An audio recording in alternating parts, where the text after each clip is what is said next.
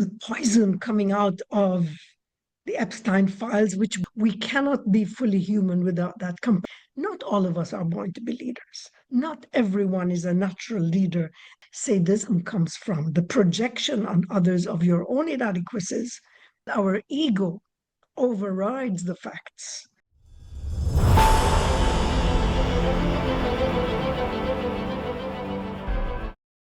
Good morning, Rima. How are you Good doing today? morning.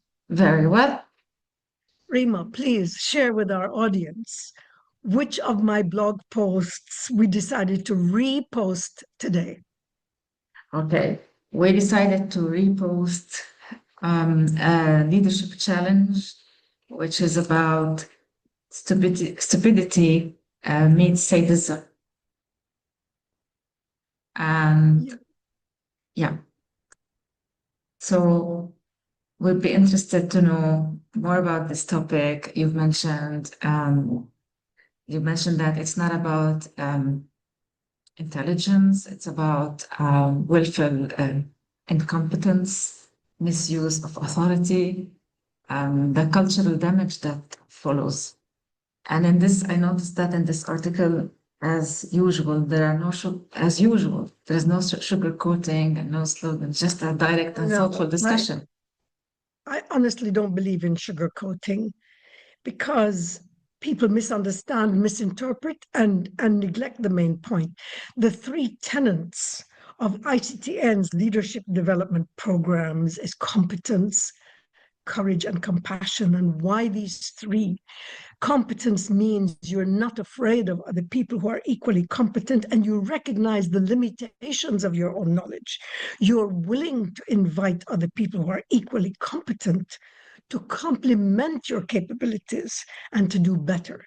And courage means, yes, we don't sugarcoat, we address the issues that need to be addressed and face them head on. It doesn't mean that we're going to be reckless and crazy, but we're going to talk about what needs to be talked about. And finally, compassion. Compassion for ourselves, compassion for others.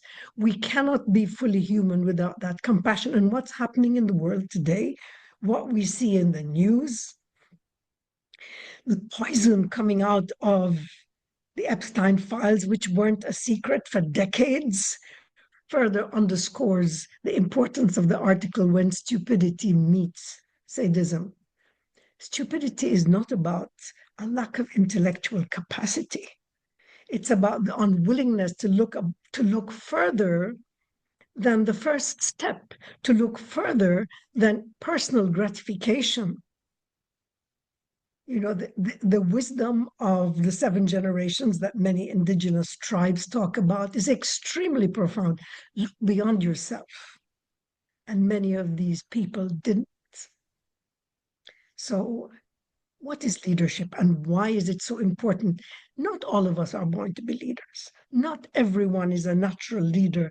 The estimation by all the research that's done on various statistics suggests that possibly 10% of us are natural leaders, but another 10, 20 can learn leadership capabilities and do a good job. And that's fine. That ratio is great. We don't all need to be leaders.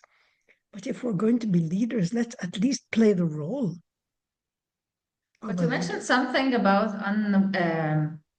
willful incompetence. So, how do you define willful incompetence in a measurable leadership behavior? How do we see it?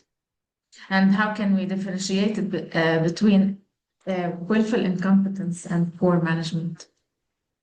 Willful incompetence is when we refuse to look at the facts because our ego overrides the facts. And that's dangerous because the foundation of that sadism is a deep sense of incompetence, a deep sense of insecurity, and a low self-esteem. And we compensate for that by refusing to believe that we do anything wrong or we can say anything wrong. That's extremely dangerous because what it really means at the foundation, at the core of this, is that we don't accept responsibility for anything. So how could you be a leader? How could you be a parent?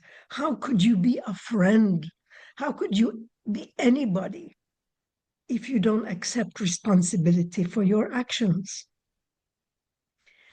Because taking responsibility means that you actually are willing to put in the work, to learn, to correct, to support, to do what's necessary, to put things back on track. Does it How? mean, for example, the people who have low self-esteem? I mean, one of the root causes of toxic leadership is the low self-esteem of the leader. And when the leader has a low self-esteem, does it mean that he's not holding himself accountable or taking responsibility for his team? Well, different people with low self-esteem respond in different ways. Some may just live in a world of denial where they only see they have a massive blind spot where they think that everything they do is right. Others may have different reactions. They may project their incompetences and inadequacies on other people and punish them. And that's where the sadism comes from, the projection on others of your own inadequacies. And by punishing them, you may not even be consciously aware that that's what you're doing. But by punishing them, you believe you are taking corrective action. But it's all, it's driven by that inner self-loathing that leads to such behavior. It's not an accident that we have created and promoted our hashtag of bankruptcy of leadership. I don't think there's anything more dangerous for the future of humanity than to have bankrupt leadership. It's dangerous for companies, it's dangerous for families, it's dangerous for our well-being as human beings. And the more extensive the bankruptcy of leadership is and the more contagious it becomes, the greater the risk to human existence, the greater the risk in every way, to health, to well-being, to sanity, to everything. And this is why we put so much effort into what we do, transformational leadership. We believe that good leaders can make a huge difference. After all, their choices, their decisions impact others to a greater or lesser extent. The higher the position of the leader, the greater the scope of their responsibility, the more people are impacted by their decisions. It matters. That's why you described the archetype in the article as a cultural poison. Yes. And what you're describing is cultural poison in organizations on a bigger scales, in communities, in countries. And in anywhere. I urge people to read my book, Decisions That Matter, because our decisions as leaders matter. They make a difference. And we should be very cognizant of what we're doing, not just throw them away or allow ourselves to be hijacked by others who take control of our decision making. And also, you've mentioned something about accountability versus psychological safety. So, how can we differentiate between accountability structures versus keeping the environment and the culture in organization as psychologically safe? I would say the first thing is not to confuse accountability with punishment. Accountability is not punishment. It's saying, we were supposed to make these 3 strokes here in that box. They're not there. How can we fix it? How can we make sure that the 3 strokes we want to make are put inside the box without blame and without punishment and without toxic conversations? Psychological safety means I am okay to say, I, as the one who is being held accountable, can say, I messed up. How can we fix it together? None of us are perfect. Perfection does not exist except as a reference for punishment. What do you recommend if an organization, if an organization comes to ICTN and would like to do cultural transformation from authority-based culture to contribution and psychologically safe culture? So how do you recommend that transformation to happen, and on what level? First thing that has to happen is that the key leaders have to embark on a personal, private, confidential journey with us of self discovery for them to become self aware and go beyond self awareness to comfort with themselves, to acceptance, to self management and self mastery. And then we have the difficult conversation in the leadership group because now everybody feels confident and secure enough to have that conversation. We get rid of the mythology of the perfect leader who makes no mistakes. And we go beyond that to find purpose and to transform that into focus and energy that shows up on the bottom line of the organization in financial terms, in productive terms, in relationship terms, and in healthy strategic communication within the company.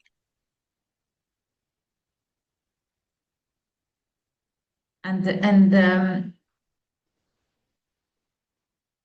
we can say, you mentioned something about the somebody wanting to be the nobody wanting to be somebody's, and we actually witness the nobodies in so many organizations. And these nobodies actually resist when we tell them about transformation or any sort of change, they resist that. So when can we classify that this is like a hopeless case? You know, there are, I would say, 1 out of 10, a 10%, you're going to get the 10% on a regular basis of people who do not want to change because they benefit more from whatever issues they have than fixing it. If they fix the issue, they lose their significance. Their significance comes from the problem they hold on to. And that's very complicated. And it's not, you do not fix this in an organization, you fix it in a psychiatrist's clinic. Because you mentioned that some managers, for example, refuse change because their gut feelings said otherwise. That's different. That's very often it's just a low scale denial that can be overcome when you're talking to somebody with the intelligence. And when the intelligence required to recognize that this is not a tenable position. And when the conversation is private and confidential, that's precisely why we have private and confidential conversations, because we can have those tough conversations that are productive and meaningful and self reinforcing. They give people confidence, not take away their confidence. So if we want to go back to the main topic, which is the stupidity meets sadism. So how do you think organization would perform if stupidity is the frame of reference? That's the path to destruction, path to bankruptcy. And there are plenty of examples, just as there are examples of people who have transformed and stood on their feet and given an extraordinary input, both quantitative and qualitative. People who live in denial don't get very far. It tends to end badly. And when should be a serious intervention between people, leaders who live in denial and leaders who could be coachable? I mean, what's the limit? When do we decide? I think it's this very is very hard.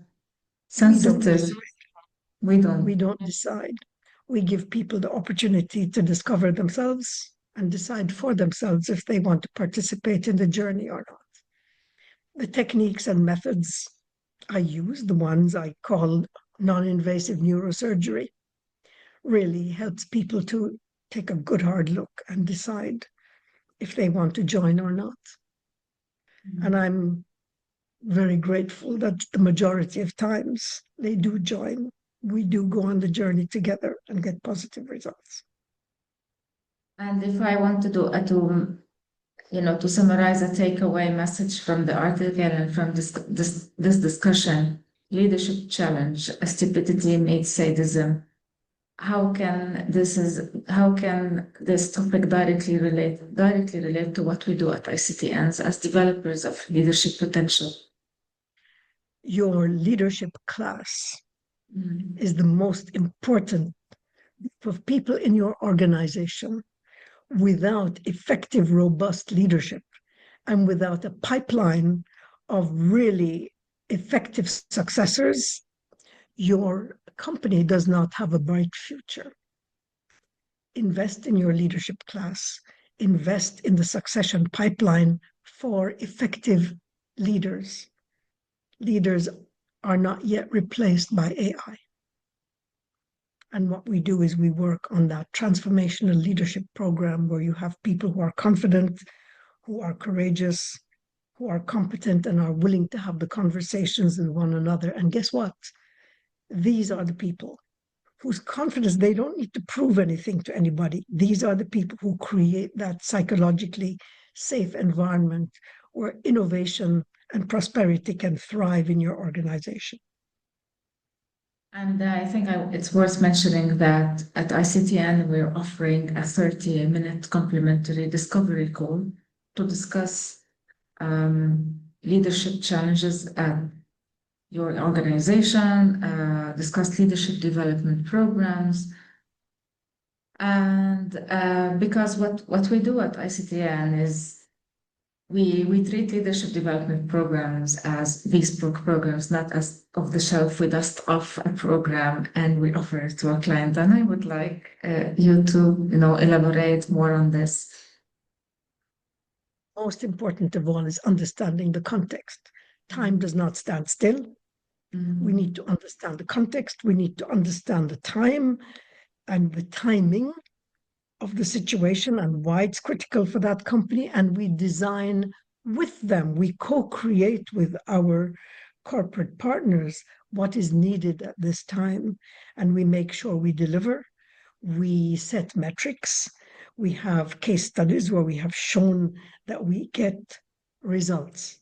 This is not a talking shop. It's a performance delivery shop where common purpose joins people. And that has nothing to do with the vision and mission on the walls. It has to do with the human conversation we have, the difficult conversation that leads to a strong, cohesive leadership team and a clear purpose that leaves no one in any doubt about the direction we're heading in. I encourage people to make that call, have a conversation with us, and let's see where it takes us. We invite every leader who's watching this video to book a 30-minute discovery call, and the link is going to be in the caption of this video. And we really look forward to speaking with more leaders and more organizations. We may be fierce, but we're not scary. Yeah.